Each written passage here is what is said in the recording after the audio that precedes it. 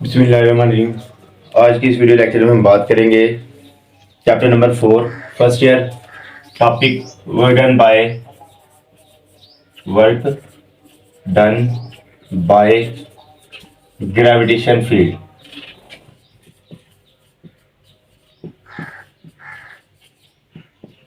ठीक हो गया। अच्छा बेटा, आप लोगों ने याद रखना है टॉपिक है हमारा work done by gravitation field. सबसे पहले आप लोगों को आइडिया हो व्हाट इज ग्रेविटेशन फील्ड। ठीक है बेटा, ग्रेविटेशन का जब भी वर्ड आता है ना आपके माइंड में अर्थ आ जानी चाहिए, यानी आपको आइडिया हो कि हमने इसमें बात करनी है अर्थ की। The space around the earth in which it exert gravitation force on an other object।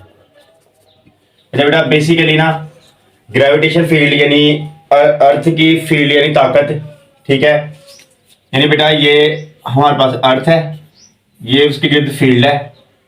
अर्थ इस फील्ड के अंदर अंदर अगर कोई ऑब्जेक्ट यहाँ पे है तो उसके ऊपर फोर्स नहीं ले आएगी, लेकिन जैसे ही वो अर्थ की ग्रेविटेशन फील्ड के अंदर आएगा, अर्थ के हल्के के अंदर आएगा, अर्थ उसके ऊपर क्या लगाएगी? फोर्स लगाएगी। बेटा इसको आप लोग बोलते हो ग्रेविटेशन फील्ड। ठीक है, यानी अर्थ के गिर्द एक स्पेसिफिक रीजन है जहां तक बेटा वो दूसरी बॉडी पे फोर्स लगा सकती है, उससे ज्यादा वो फोर्स नहीं लगा सकती। जिस तरह हम कहते हैं स्पेस में चले जाओ, स्पेस में कोई ग्रेविटी नहीं है, यानी वहां पे अर्थ की फोर्स नहीं लग सकती। तो बेटा अर्थ की फोर्स एक लिमिटेड स्पेस के लिए लगती है, लिमिटेड रीजन के लिए लगती है, बेटा उसको बोलते हैं ग्रेविटेशन फील्ड। ठीक है,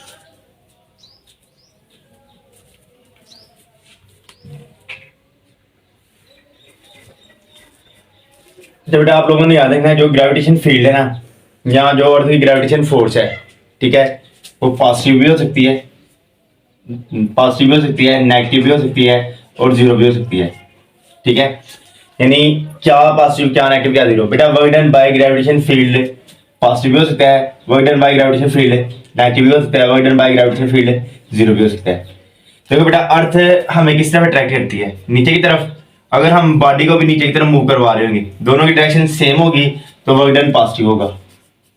ठीक हो गया, जब दोनों सेम डायरेक्शन में मूव करेंगे वर्क डन पॉजिटिव होगा। लेकिन अगर इस तरह हो कि अर्थ तो हमें नीचे की तरफ अट्रैक्ट करती है, हम मूव कर रहे हो ऊपर की तरफ, तो उस टाइम अगेंस्ट होगा, इसलिए आपने कहना है वर्क डन हमारे पास क्या होगा? नेगेटिव होगा बेटा। ठीक है, अच्छा बेटा अगर अर्थ हमें वर्टिकली डाउनवर्ड अट्रैक्ट कर रही हो और हम मूव कर रहे हो हॉरिजॉन्टली, तो उस टाइम बेटा हम और अर्थ जो होंगे वो एक दूसरे के परपेंडिकुलर होंगे, तो उस टाइम जो आपके पास वर्क डन होगा वो जीरो होगा।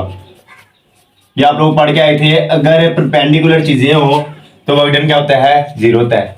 देखो बेटा आप लोगों के पास है वर्क डन पॉजिटिव, नेगेटिव और जीरो। वर्क डन पॉजिटिव उस टाइम होगा जब हम अर्थ की फील्ड की डायरेक्शन में मूव करेंगे, नेगेटिव उस टाइम होगा जब हम अपोजिट मूव करेंगे, और जीरो तब होगा जब हम परपेंडिकुलरली मूव करेंगे। अब हम एक डायग्राम से work done by gravitation field को डिस्कस करते हैं और देखते हैं कि हमारे पास path to path work done क्या आता है। बेटा आज हम कैलकुलेट करने लगे हैं work done by gravitation field. इसके लिए ना हमने सबसे पहले एक रीजन लेना है, एक पाथ सिलेक्ट करना है जिस तरह ए से बी है। हम कहते हैं हमने ए से कहाँ पे जाना है? इस बी पे जाना है।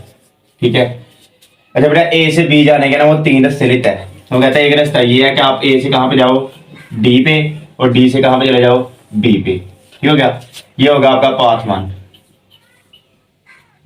उसके बाद वो कहते हैं आप ए से जाओ सी पे, ठीक है, और सी से चले जाओ बेटा बी पे, ये हो गया पार्ट टू। और बेटा अगर वो कहता है अगर आप सीधा ए से बी जाते हो, ये हो जाता है पाथ थ्री। यानी बेटा वो कहता है ए से बी जाने के लिए आपके पास तीन रास्ते हैं, आपने तीनों रास्ते से वर्क डन कैलकुलेट करना है और उसके बाद बताने हैं क्या जो work done by gravitation field है वो पाथ पे डिपेंड करता है या नहीं करता। ठीक है, ये बेटा टॉपिक बहुत सिंपल है। हमने पहली बात आपको पता हो वर्क का फार्मूला तो ये होता था W बराबर है F dot D which is equal to F D cos theta. ठीक हो गया, बेटा आपको पता था फोर्स है, लेकिन इधर फोर्स जो लग रही है फोर्स ऑफ ग्रेविटी यानी वेट की फोर्स है, इसलिए इसकी जगह आप लोग लोगे mg। ठीक हो गया बेटा, जिस डिस्टेंस का आप लोग कैलकुलेट करोगे डिस्टेंस की जगह वही लोगे, साथ में आप लोगों के पास cos थीटा आ जाएगा और जो एंगल बन रहा होगा उसी को आप डील करोगे। अच्छा बेटा हम स्टार्ट करते हैं सबसे पहले। अच्छा इसके तीन पाथ के लॉन्ग आपने वर्क फाइंड करना है बेटा, एक करना है ए डी बी के लॉन्ग, एक आपने वर्क फाइंड करना है बेटा ए सी बी के लॉन्ग, और एक आपने वर्क डन फाइंड करना है ए बी के लॉन्ग। इन तीनों पाथ के लॉन्ग आपने वर्क डन कैलकुलेट करना है। तो सबसे पहले हम स्टार्ट करते हैं बेटा work done by A D B path. ठीक हो गया? कितने हिस्से बनते हैं बेटा? यहां से लेकर यहां तक एक हिस्सा यानी ए डी, और दूसरा हिस्सा कौन सा है? D B. ठीक हो गया? यानी बेटा आपने इसके दो हिस्से कर लेने हैं। सबसे पहले आपने पहले हिस्से का वर्क डन कैलकुलेट करना है यानी डब्ल्यू ए डी का। तो आपने लिखना है बेटा एम जी, ठीक है, डिस्प्लेसमेंट की जगह आप लोग लिखोगे ए डी, क्योंकि आप लोग ये वाला डिस्टेंस यूज कर रहे हो, साथ में आ जाएगा cos थीटा। अब एम जी क्यों लिखा? क्योंकि बेटा मैंने स्टार्टिंग में बताया था अर्थ की वजह से जो फोर्स लगती है वो वेट के हिलाती है, यानी ग्रेविटी की फोर्स है। फोर्स की जगह आपने एम जी ले लिया, डिस्प्लेसमेंट की जगह आपने बेटा जो डिस्टेंस लिया हुआ है हमने वो ले लिया, cos का साथ ले लिया। बेटा मेन चीज समझने वाली ये है, आप इस तरफ मूव कर रहे हैं ए से डी। जब आप ए से डी मूव कर रहे हैं तो किस तरफ अट्रैक्ट है रही है? नीचे की तरफ। तो बेटा दोनों एक दूसरे के परपेंडिकुलर हो जाएंगे। एंगल कितने आएगा 90 का। तो आपने क्या करना है एम जी या जाएगा बेटा ए डी, ठीक है, cos 90। बेटा जो cos 90 होता है वो 0 होता है, तो आपके पास सारा का सारा वर्डन क्या आ जाएगा? 0 आ जाएगा। ठीक है? उसके बाद बेटा आप लोगों को कैलकुलेट करना है डीबी पाथ का। बेटा डीबी का कैलकुलेट करने के लिए आपने सेम वही कंडीशन एम जी, यहाँ पे डीबी ले लेना है, साथ में cos थीटा। अब मुझे बताओ जब डीबी का कैलकुलेट कर रहे हो आप लोग किस तरह मूव कर रहे हो? ऊपर की तरफ, लेकिन अर्थ किस तरफ अटैक करती है? नीचे की तरफ। तो बेटे ये दोनों एंटी पैरेलल बनते हैं और एंटी पैरेलल में एंगल बनता है 180 का। ठीक है? तो आप लोग करते हो M G D B cos 180। बेटा cos 180 होता है -1, तो आपका आंसर देता है माइनस एम जी। बेटा ये जो डी बी है, तो अगर आप लोग देखो तो आप लोग डिस्टेंस किस तरफ कर रहे हो? कवर कर रहे हो वर्टिकली यानी ऊपर की तरफ। तो जब भी वर्टिकली डिस्टेंस कवर करते हो उसको बोलते हो एज। ठीक है? जब आप लोग इसका टोटल वर्क डन कैलकुलेट करोगे किसका बेटा? डब्ल्यू ए डी बी का। तो जो आपके पास आंसर आएगा वो आएगा W A D plus W D B. बेटा डब्ल्यू ए डी आपका जो आंसर है वो है 0 प्लस डब्ल्यू बी डी आपका जो आंसर है वो है माइनस एम जी एच। तो आपका आंसर देगा माइनस एम जी एच।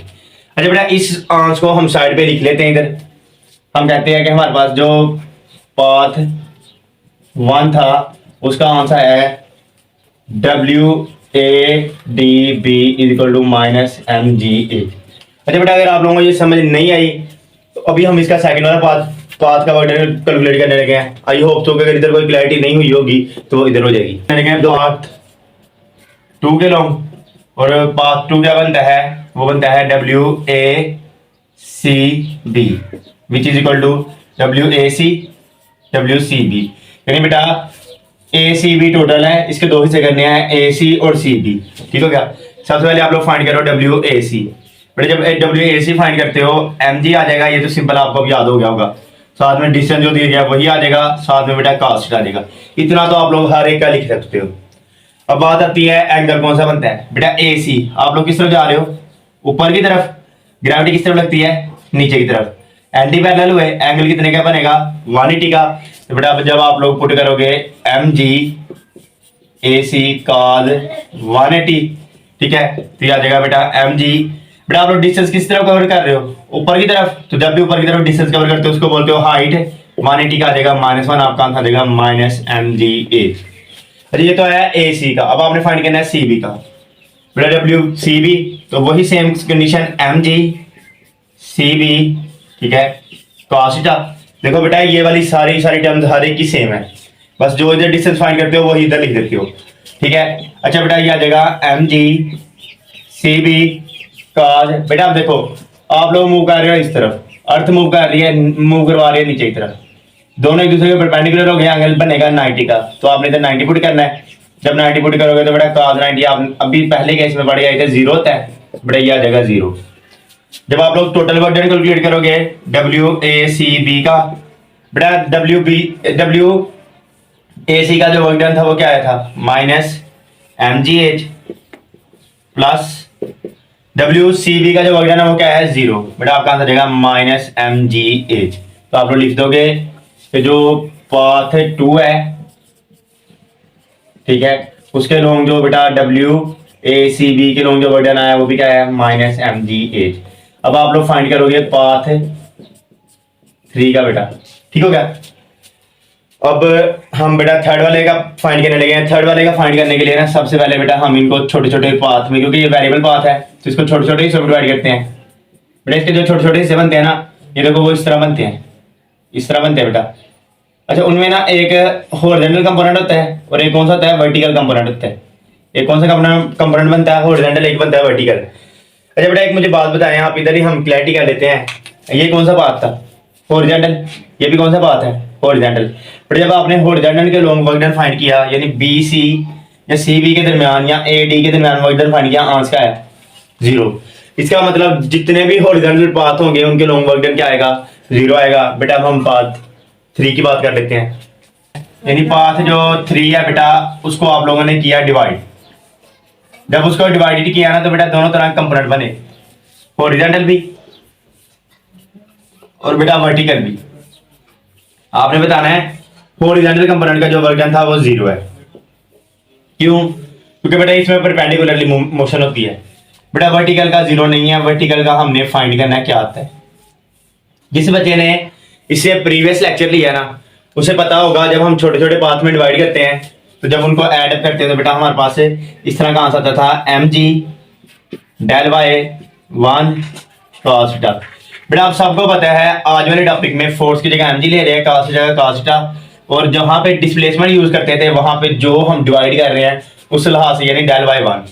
बेटा इस तरह आ जाएगा M G del Y 2 cos theta so on बेटा, प्लस ये चलता जाएगा plus M G del Y N cos theta आ जाएगा बेटा हमारे पास। अच्छा बेटा क्या किया, जैसे ही हमने थर्ड पाथ को छोटे छोटे हिस्सों में डिवाइड किया इसके 2 पाथ बने बेटा। एक बना हॉरिजॉन्टल 0 हो जाएगा, एक बना वर्टिकल। बेटा वर्टिकल हमने फाइंड करना है। अच्छा उसके लिए आपने क्या किया, जो छोटे छोटे हिस्से डिवाइड किए थे बेटा उनको लिख दिया, और ये वाला जो सिस्टम है बेटा ये पीछे वाले टॉपिक में आप लोग करके आए हो। अच्छा डब्ल्यू बराबर आ जाएगा बेटा, इन सब में से कॉमन आ रहा है एम जी cos थीटा और अंदर आ जाएगा बेटा del Y 1 del Y 2 so on बेटा डेल वाई एन, ठीक होगा बेटा। अब आप लोग खुद गौर करो ये किस तरफ जा रही है बॉडी, ऊपर की तरफ। तो बेटे छोटे छोटे हिस्से जब मिलेंगे तो ये बड़ा हिस्सा बना देंगे। बड़ा हिस्सा किस तरह बनेगा वर्टिकली ऊपर की तरफ। तो वर्टिकली जो डिस्टेंस होता है बेटा उसको बोलते हो हाइट। वर्टिकली जो डिस्टेंस आप लोग लेते हो बेटा उसको क्या बोलते हो हाइट। तो कहने का मतलब है ये सारे छोटे छोटे हिस्से मिलके क्या बना देंगे बेटा हाइट बना देंगे। इसलिए जो आपके पास इक्वेशन बनेगी वो ये बनेगी, W बराबर है एम जी cos थीटा और साथ में आ जाएगा बेटा एज। अब आप लोग जा रहे हो ऊपर की तरफ, अर्थ अट्रैक्ट करती है नीचे की तरफ। बट जब आप लोग ऊपर की तरफ जा रहे हो जमीन अट्रैक्ट कर रही है नीचे की तरफ, तो एंगल कितने का बनेगा 180 का। आपने कहना है W बराबर आ जाएगा एम जी cos 180 साथ में आ जाएगा बेटा एज। जब इसी चीज को आप लोग सॉल्व करोगे बेटा आ जाएगा एम जी W बराबर है एम जी एच cos 180 बराबर होता है बेटा -1 के, आ जाएगा माइनस एम जी एच। यानी जो थर्ड पाथ है उसका आंसर भी आएगा माइनस एम जी एच, ठीक है। थर्ड पाथ कौन सा था, W बेटा बराबर है ए से बी। अच्छा बेटा मेरी बात सुनो, ए से बी जो पाथ था वो वेरिएबल पाथ था, उसको बेटा कांस्टेंट बनाने के लिए आपने छोटे छोटे हिस्सों में डिवाइड किया। 2 तरह कंपोनेंट बने बेटा, हॉरिजॉन्टल भी और वर्टिकल भी। बेटा जो हॉरिजॉन्टल कंपोनेंट होता है वो 0 होता है, जो वर्टिकल कंपोनेंट होता है वो आप लोगों ने फाइंड करना है, ठीक हो गया बेटा। वर्टिकली हमने y एक्सिस होता है तो इसलिए y वालों हिस्से में डिवाइड किया, इसलिए del Y 1 del Y 2 del Y 3 आया, ठीक है। बाकी फोर्स और एंगल हमारे पास सेम रहा क्योंकि बॉडी एक ही डायरेक्शन में मूव कर रही है, इसलिए उसका एंगल चेंज नहीं हो रहा। किस तरफ मूव कर रही है, ऊपर की तरफ। और बेटा जब बॉडी ऊपर की तरफ मूव करे और अर्थ नीचे की तरफ अट्रैक्ट करे तो जो एंगल बनता है वो 180 का बनता है। उस लिहाज से बेटा आप लोगों ने सबसे पहले तो इस वाले सारे फार्मूले में से जो चीज काम आती थी वो ली, फिर आपने बोला ये छोटी छोटी जो पाथ है बेटा ये मिलके एक लार्ज पाथ यानी बेटा कंप्लीट हाइट बना देते हैं। उसकी जगह आप लोगों ने एच ले लिया, आपका आंसर आ गया है M G H cos theta. बेटा थीटा जो है इधर 180 का है, cos 180 करोगे बेटा माइनस एम जी एच आएगा। इसका मतलब ये हुआ कि बेटा ग्रेविटेशन फोर्स जो है वो पाथ पर डिपेंड नहीं करती। ग्रेविटेशन फोर्स जो है वो पाथ पर डिपेंड नहीं करती। किस तरह नहीं करती, क्योंकि बेटा 1 का 2 का 3 का तीनों का आंसर क्या है सेम, इसलिए हम कहते हैं बेटा ये एक कंजर्वेटिव फोर्स है जो इंडिपेंडेंट ऑन पाथ होती है, पाथ पर डिपेंड नहीं करती है। अच्छा बेटा अगर ये कंजर्वेटिव फोर्स है ना तो क्लोज पाथ के लॉन्ग जो वर्क डन है वो 0 आना चाहिए। अब उस चीज को work done by close path, ठीक है बेटा आप कोई भी पाथ ले सकते हो क्लोज, यानी ए डी बी और ए भी ले सकते हो, ये सारा घुमा के ले सकते हो। चलो सबसे जो मुझे इजी लगता है मैं वो आप लोगों के लिए करता हूँ। बेटा आपने पाथ लेना है क्लोज ए से डी गए, फिर बी गए, फिर सी गए, फिर ए आ गए। अच्छा बेटा ये वाला पाथ लेना है, कितने हिस्से बने? 4 हिस्से बेटा। कौन कौन सा?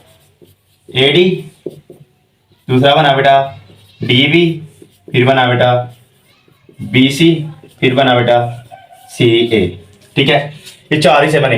बेटा स्टार्टिंग में ही आप लोगों को एक बात बताई थी, हॉरिजॉन्टल पाथ के लॉन्ग जो वर्क डन होता है वो क्या होता है? 0, यानी इस पाथ और इस पाथ के लॉन्ग जो वर्क डन होगा वो क्या होगा? 0, यानी बेटा ये तो आ जाएगा 0, ठीक है।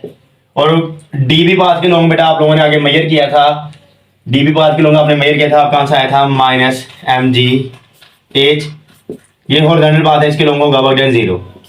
बेटा बात रहेगी सी ए की। बेटा एक चीज गलत नहीं करनी, अब आपने ये नहीं कहना सर यहाँ पे हमने जो कैलकुलेट किया था वो सी बी था वो 0 आया था, बी सी 0 नहीं आता।